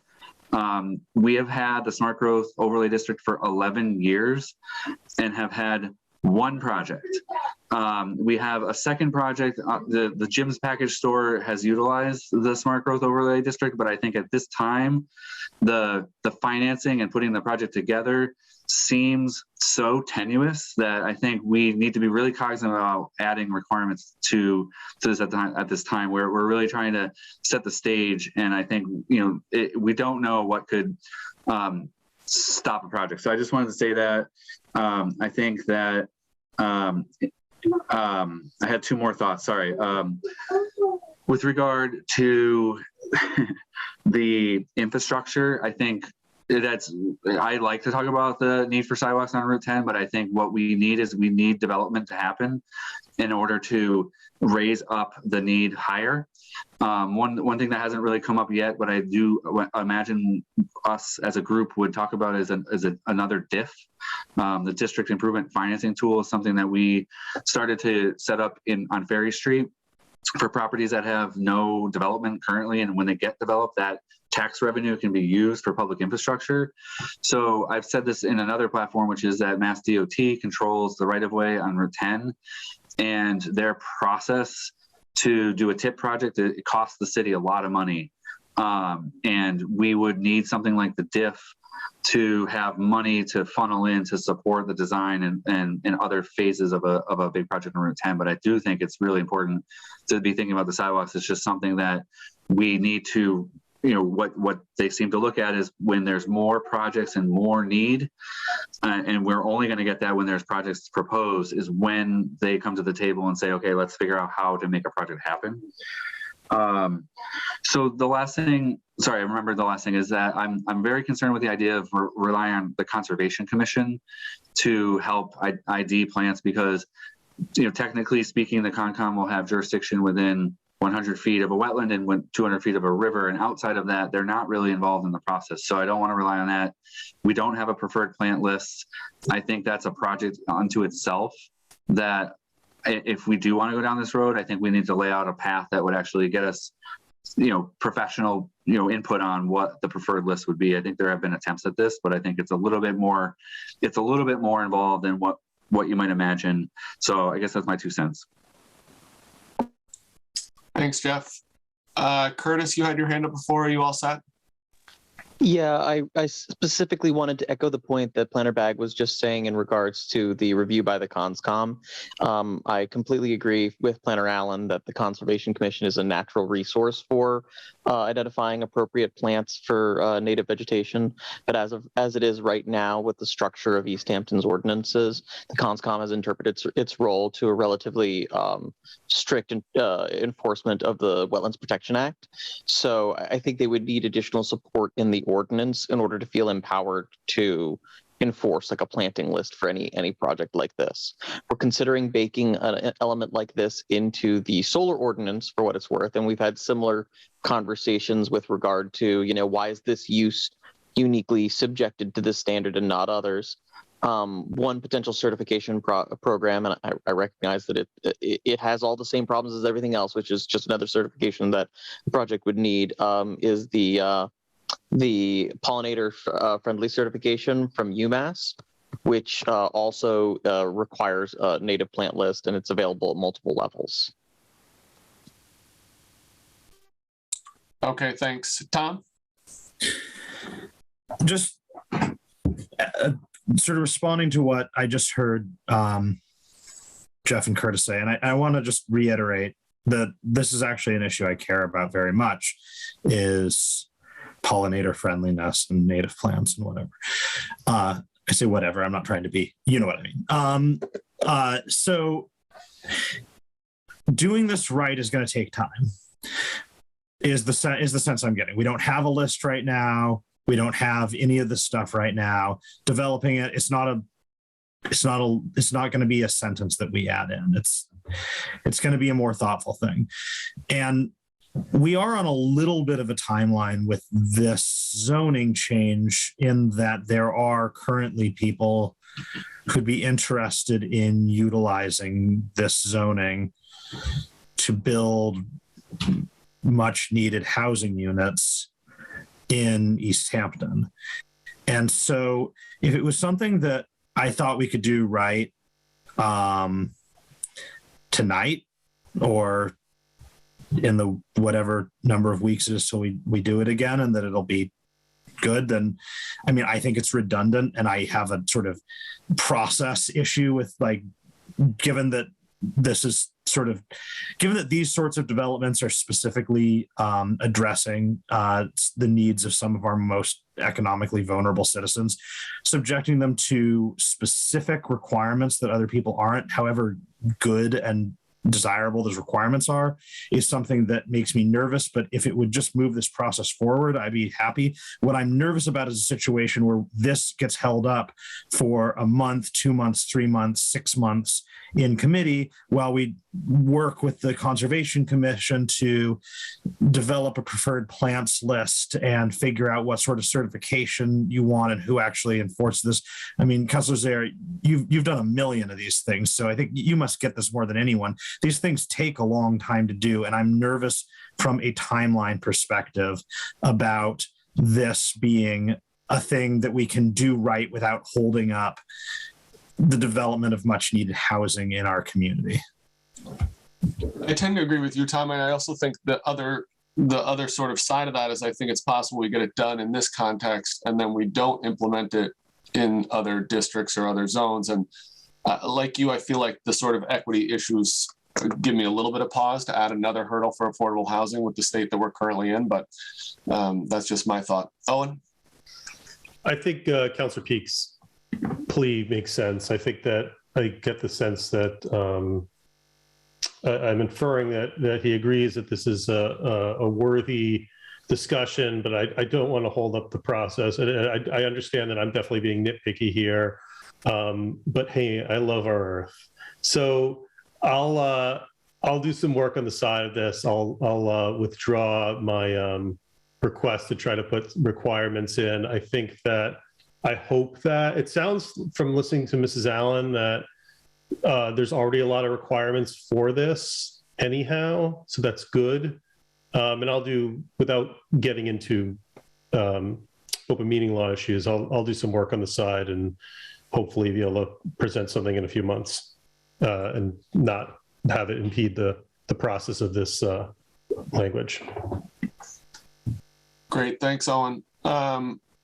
Okay, so what next? I mean, I know we have some proposals here for sort of revisions to the language, and Jeff, it sounds like we need a second meeting on this anyways to clarify with DHCD. Should we move on to the next section, the other proposal, or is there more stuff here that we want to flesh out tonight?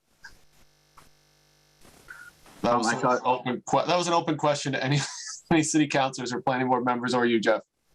I think if I could just jump in, I saw Councilor Zaire raise his hand. I think I think that was it. I could be wrong. There might be one more page of the design standards. I can thumb through that real quick. But the only thing I guess would help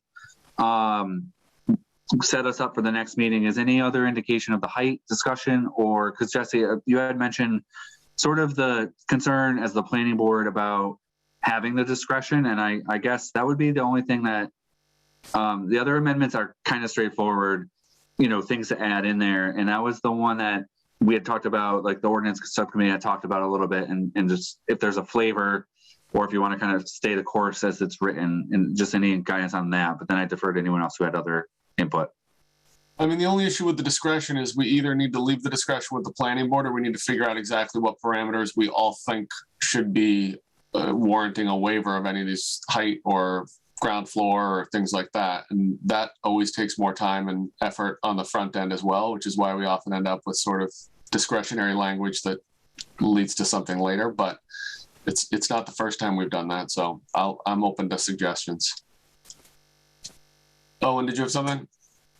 Just a quick question. Planner Bag, I looked through the design standards and I think I saw some language that kind of hinted at this, but if it's there, I apologize. Middleborough had some good language about, and I think this especially pertains to primarily residential developments where you're basically creating a small neighborhood, and especially a dense neighborhood. Some language around requiring open space and recreational areas. I'm just wondering your thoughts about that, because, where we're basically creating a small neighborhood, I feel like we also have an obligation to create standards that require, space for people to congregate and play and be active as well, without having to leave where they live. And especially in some of these developments, there's not as much access to yards. So just was wondering what your thought about, like Middleborough, for instance, requires including a minimum of 20% of total acreage, for common open space and recreational areas. And if it's in there, I apologize, but if it's not, I also want to know your thoughts. Thank you. I was just pulling it up, that section where we have kind of,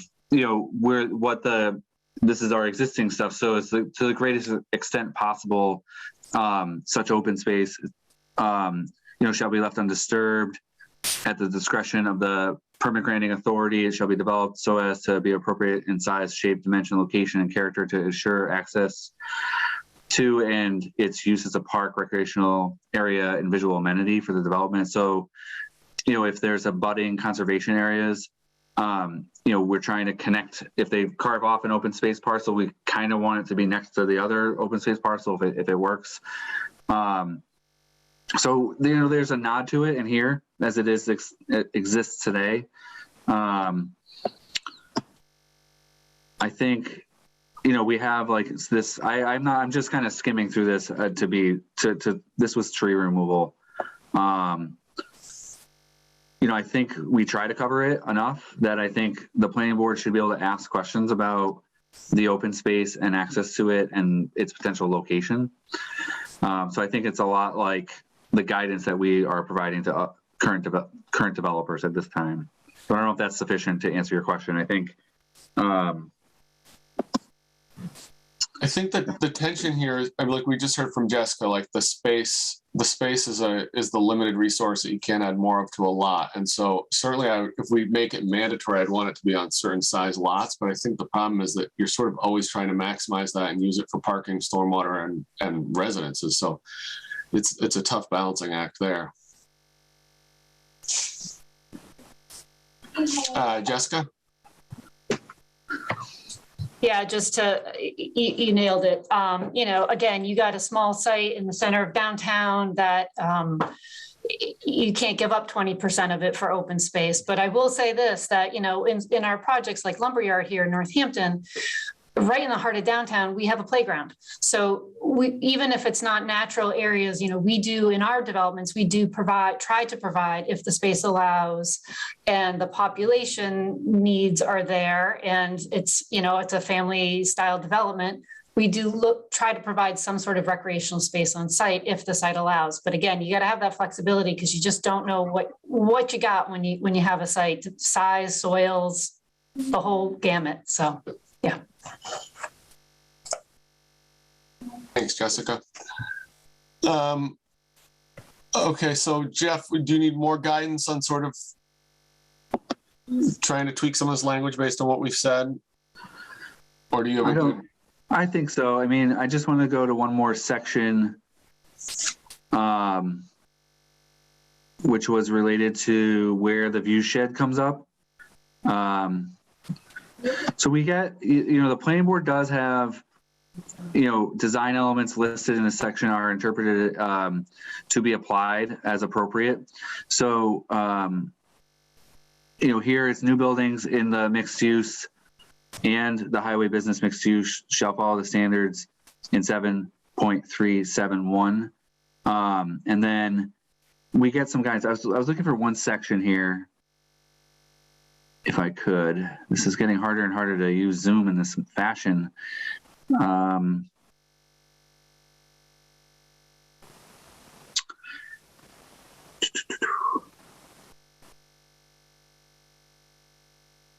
I am trying to find a section that talked about the view shed, and maybe I'm missing it. Here we have references to landscape buffers, storage areas, maintenance signs. I apologize. I think I need a little bit more time to make sure that you guys would have the tools you need for that section. But as it stands right now, it would be like any taller buildings, taller than 3.5 stories, would be subject to preparing and submitting information to the planning board for you guys to have the authority to look at it, potentially tweak it, and discuss its design characters. Okay. Anybody else have any other comments or questions before we move on to the other, Salem?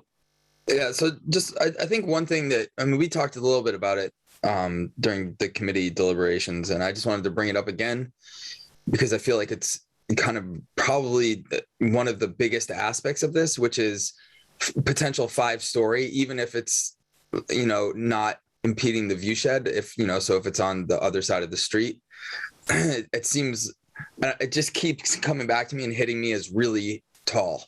Northampton, I think Jessica can correct me if I'm wrong, but I think the Live 155 and the Lumberyard Plate, I think those are 4 stories. And those seem like pretty big buildings to me. So I think just my gut is telling me to say, hey, maybe the biggest would be 4 stories and it would look like those buildings. And, then the next level would be 3 stories. I just wanted to put it out there and see what other people thought. So. I mean, it might be a compromise on the sort of discretion that's being granted to the planning board and the applicant, right? Is at least putting some parameters on how far we can go. That at least gives us an idea of what the city council thinks is reasonable limits. So that may be worth, maybe Jeff can take a look at that and see if there's some language there with all of his free time.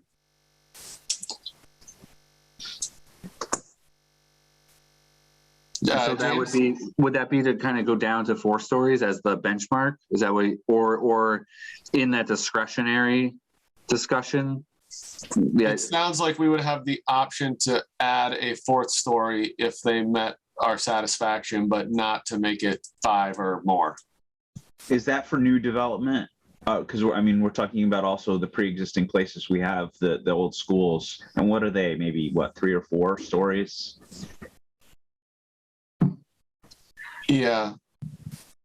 I don't think we have any taller existing buildings in this zone. I'm trying to think even the mill buildings aren't in here, so I think that should be fine. But it's a good thought, James. Yeah, I just want to make sure we don't preclude something we're trying to do, which I don't think we are. So it's a good idea overall. Well, right, especially the reuse of buildings, right, is always something we're trying to encourage. Sorry, Jeff. No, you guys are on the way to distinguish it is that we're not necessarily tweaking the downtown district. So all the schools would be in the downtown district, so they're eligible for that 5. We're just kind of tweaking. We're just toying with that highway business section. So that would be how we would handle that. I think that'd be okay. Good catch. If it makes us move quickly, I have no problem reducing it to 4.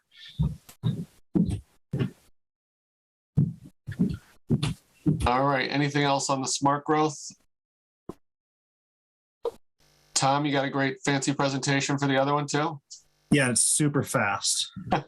That's what I like to hear at 7:45. Yeah. So this one's really easy.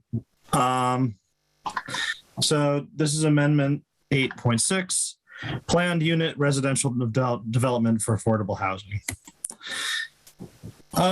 So I'll try and just read this pretty quickly because when I started working with this on this one with Jeff, so the first question I had was, what is a planned unit residential development?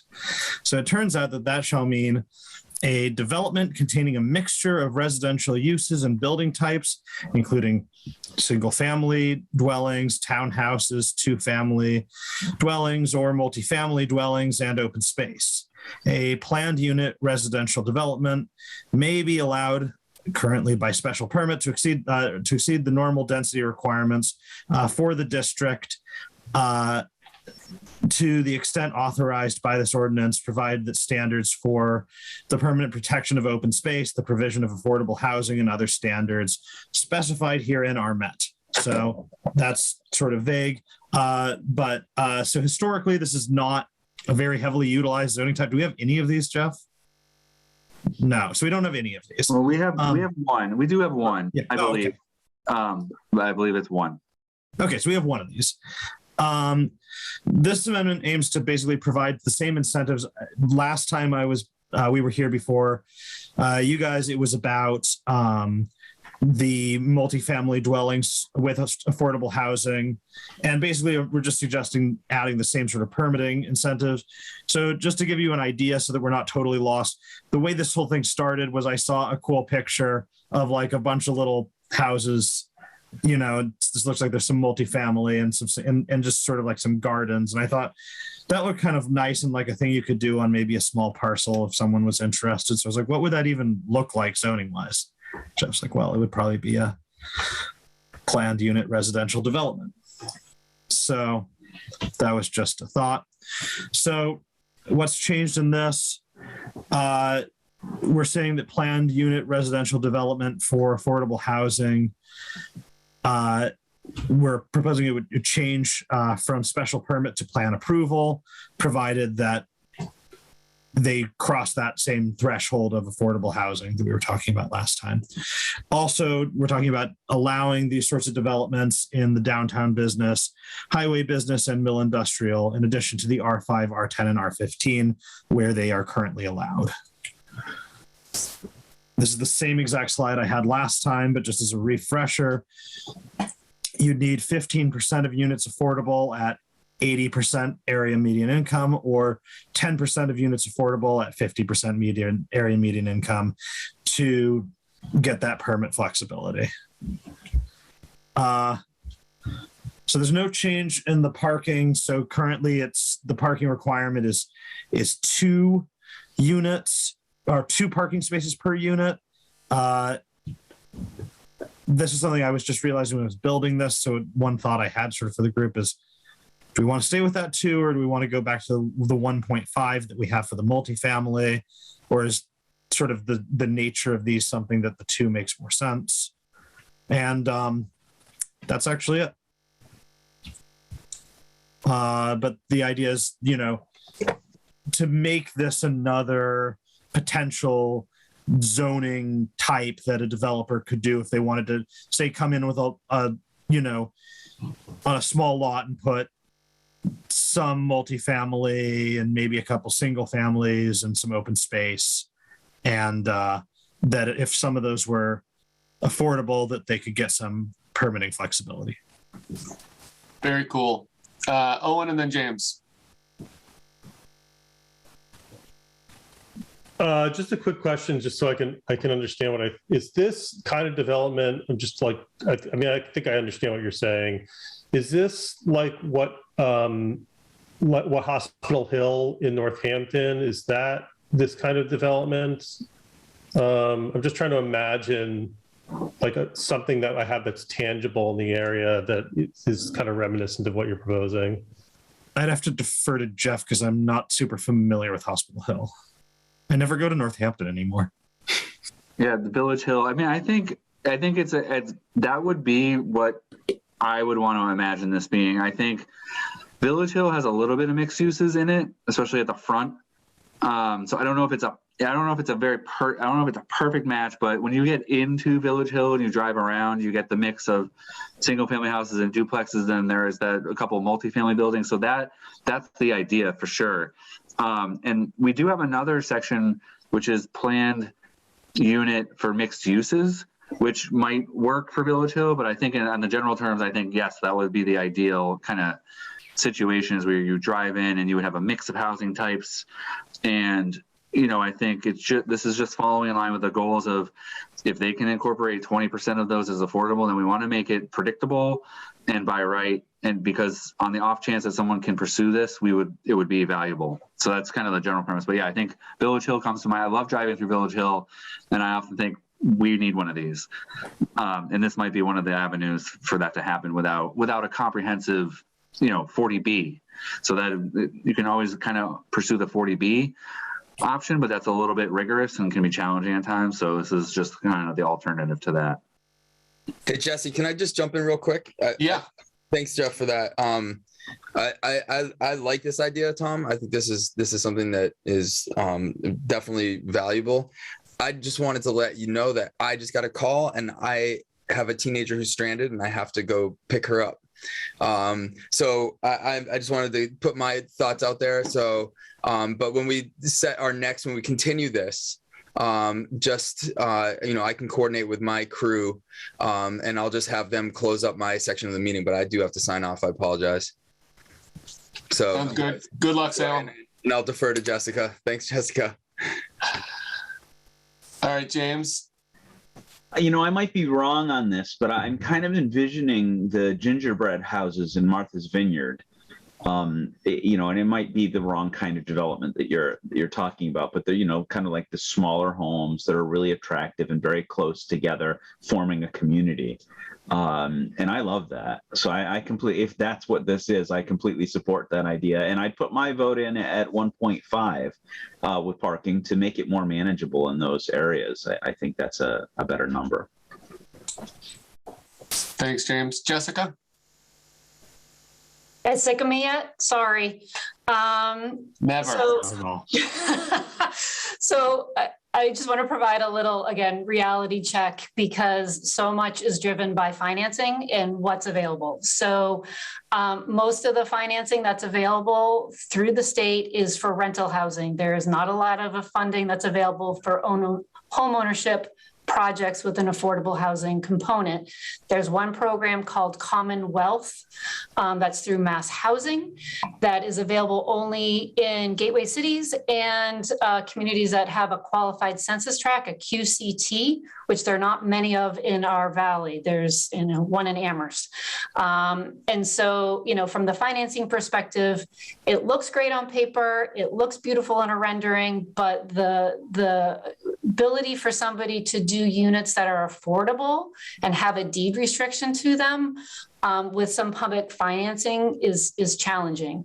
Another piece to sort of think about is folks, when they're buying a homeownership unit, they need to be creditworthy and they need to hit a certain median income. And that's a very small window of people who kind of qualify for that. And so I'd have to defer to our homeownership expert in the office, but my sense is somebody who's at a 50% AMI is probably not going to be eligible to purchase a house. And you're really looking at kind of the 80 to 120% AMI, especially in this housing market. So that's just something to think about and explore. If you like this design and you like this concept, I encourage you to look at this design concept called pocket neighborhoods, which I think is a lot of what you're attracted to in the photo that was just shown. Maybe it's not a PUR. Obviously, it hasn't been utilized for a reason. I think also 10-acre minimum is a challenging number to hit in Easthampton when you don't have a lot of parcels of that size. As we're doing this assessment in Easthampton, trying to find a site, we've got 28 sites that we're looking at. And I went and looked, and 5 of them are over 10 acres. So, there's just not a lot out there at that size to do this type of development and to do with, single family homes and duplexes and triplexes. It's challenging. At Village Hill, it's phased. So like those multifamily projects are done by one development corporation or a nonprofit. That's one project. The single family homes is done by a different developer. That's a different project. So it's not like one big concept that was done at once. It's been done piecemeal over time with different development entities doing them. So just again, a couple of things to think about as you're chewing on this zoning. This is a tough one. It's been in the books for a long time. And Jeff knows of one. I don't even know of one that it was ever utilized on. So good for Jeff. So just a couple things to think about. So Jessica, before you leave real quick. So you're saying that not only is it an issue with the financing through the grant programs, but even if some, multi-billionaire wanted to do this on their own, the actual home buyers are going to run into financing issues to actually buy it with using a bank. Potentially. I mean, again, it's very individualized. It depends on how creditworthy somebody is, how good their finances are. Do they have anything set up? Do they have money set aside for down payment? You put 20% down on a house that costs $300,000. That's a lot of money for somebody to have. So I think there's a lot of financing challenges behind the scene. And I would defer all of that to our home ownership person who deals with clients specifically trying to get them queued up to buy houses. She's having a hard time with qualified clients finding stock available. it's an issue. And we're trying to figure out ways to do it. And we're trying to do a project in Amherst that potentially could work, but it's tough under this Commonwealth program. The program is fantastic. It's a great idea. It's really dedicated to populations that have been typically disenfranchised and providing somebody the ability to accumulate wealth over a 15-year deed restriction, like, all of us can accumulate wealth owning a home. It's a fantastic program. It's just not eligible right now in Easthampton. With ARPA money, who knows? There's a huge slug of money coming to that program under ARPA. So anything could open up. But, just as of right now, there's not a lot of financing to make affordable home ownership programs work. Thanks, So one Jessica. thing- Oh, sorry, Tom. One thing I want to say, maybe maybe I misread this, but I didn't assume anything in the zoning to say that these had to be home ownership units, right? Like they could be rental units that are just set up. Well, I guess where I saw that language was under target population for affordable housing units under 8694. And it says units are those which may be purchased by families with incomes less than 80% of the median income. So to me, that's talking about a home ownership opportunity. Right. Absolutely, there could be point. rentals, and that's not an issue. But if you have a target population of affordable housing units and you're using the term purchase, my assumption is that you are talking about home ownership opportunities. Yeah, I think my eyes just sort of skimmed over that. So that's something I can, and also the 10-acre thing. That I think you make good points there. I think we need to, by the next time we meet, I want to take another stab at axing that acreage requirement probably entirely and making it clear that rental or sort of a rent to own situation are also things that we might be interested in entertaining with this sort of thing. But I think those are both really solid points and not necessarily difficult to do. Great. Jim? Tom, thank you. You just really covered what I wanted to touch on, which was really trying to, and Jessica did, narrow in on what language she's talking about. I think her points are super valuable to us in terms of real usage. And I think we really need to make sure that what we're doing here is really going to apply. And that when she brings up these great points, that we dive right to the language where the problem is so we can solve these. I like hearing, Tom, that you're meeting with her again, because I just want to say, hey, even another time, the points she's making are just fantastic, and we can't afford to lose them. Jeff? I agree. That was good review by Jessica. So I do agree. I think it's pretty easy. We would want to massage the language to make sure that we could do ownership or rental units. I agree with Tom wholeheartedly. We also had a proposal to potentially reduce the parking requirements from 2 to 1.5, and that would fall in line with the previous amendments from the last time where we did multifamily that way. Reducing the land area. I think what Tom said was just strike it all together, and that may be where we end up. There's a couple thresholds that exist in other sections, which is go down to 5 acres.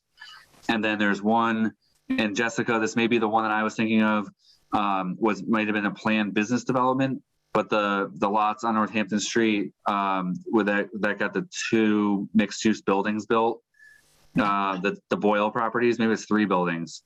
That has 3 acres as the minimum. So that's kind of easy to do this gradation and figure out where you'd want to land to open this up opportunity. If you wanted to go one more step, which didn't come up yet, looking at where this is eligible to work is in R5, R10, and R15. We are proposing to add it over highway business. That was kind of the value added that we were trying to do, is add it in the highway business where we have some lots. If we wanted to take one more step and talk about adding this to be available in the R35 district, that would likely access properties of a variety of sizes that might be things that we've never done before in terms of making this kind of mixed housing available in other areas that haven't been explored yet. And I think aesthetically that maybe would look like we would fit there better than some types of housing. Right. One other quick thing I'd like to add as you're looking at this is with the resale or the identifying the qualified buyers, you have the Easthampton Housing Authority identified. I'm pretty sure they probably don't have the capacity to do that. And under the Commonwealth Builders Program, because it's administered by Mass Housing, they oversee the resales of those units forever. So, just again, taking a look at who in the city and understanding that subsidizing agencies often take care of it as part of their program. All of a sudden, Jessica doesn't want all her zoning to refer to East Germany and West Germany. Like, what's with all this modernization? Thank you, Jessica. Okay, so it sounds like we've got some ideas for proposed revisions on this one too. Anybody else have any more comments or questions or direction to think of before our next meeting? Owen?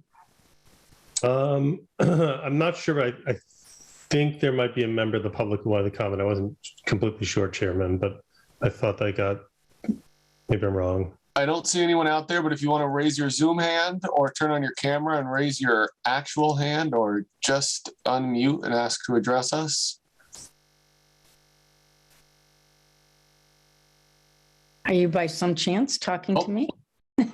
Sure. Would you like to be talking to us? No, I just want to say hello and I'm just interested. I'm interested in some of those parcels up on Northampton Street, and I enjoyed listening to you all.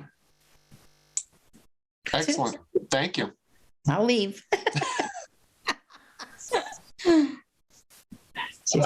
Okay, so Tom, do you feel like we answered enough questions where you can maybe tweak some of this and we can come back next time? Yes, I think so. I'll probably want to touch base with Jeff and compare notes, but I'm sure I don't know when we're meeting next, but at whatever point that is, I'm sure we'll have enough time to have addressed all of this. Is that something you want to schedule in advance, or you'll just put it on our agenda when the time comes? I'm happy to do either. We can talk about a date now or not, but I mean, I think we'll probably do this on a Tuesday in between our regular meetings, Jeff. Doesn't that make sense? So there's only so many of those that exist in the calendar. Yeah, and I think, we would want to continue this whole here. I think both, because they're kind of joined, continue both hearings to that date.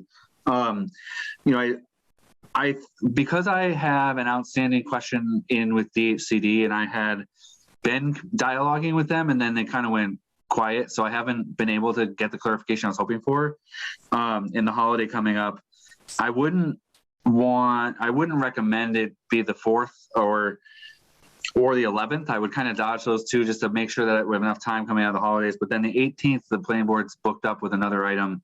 So, it seems far out, but I'm okay with it if the committee is okay with trying for January 25th.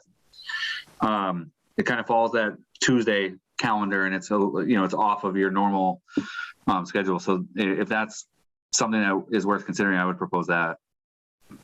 I think that makes sense. I think when people have legwork, this is not the month to think that 30 days is like a regular month. Tom, are you okay with that generally speaking, in terms of time? Sure, yeah. Okay. Because I think it's still, we had talked about that it sounded like there was not a lot of opposition at this group for moving forward, and that's good. That's a good sign. There are some moments in time that we want to try to hit with some of this for the schools, but I think if we were potentially ready at the end of January to have the planning board make the recommendation, it goes back to city council and hit sometime in February or maybe the 1st of March. And I think that is fine. So just kind of looking at the longer term calendar, I think this works. It's been a really good discussion tonight. What was that date again? 25th of January. 25th. Okay. And we'll just hope that works for Jessica's schedule too, so she can still come participate. Would you like a motion? Salem as well. Please, James. I motion to continue these two joint public hearings till January 25th. Can I get a second from a planning board member since Chris isn't here? I'll second that. All right, voting to continue to January 25th. James. Aye. Harry. Aye. Danny. Aye. And I am an aye. I'll make the motion on the ordinance side to continue this these public hearings until January 25th. Second. Okay. I don't know which one of us says motion second. I'll just do Councilor it. Peak, how do you vote? Aye. I am also an aye, so that's 2-0 with one absent to continue the meeting. Great. All right. Well done. Pleasure as always. I will take a motion to adjourn from my side. So moved. Somebody second that, please. Second. All right. Second it. Voting to adjourn. James, Aye. Harry, Aye. Danny, Aye. and I am an aye. I'll motion to adjourn on the ordinance side. Second, and the vote, Councilor Peak, Aye. and I am also an aye. It's 2-0. Ordinance is adjourned. We'll see you all soon. Yeah, you, thanks so everyone. much. Good night. Bye, everybody. Thanks for your time. Everybody.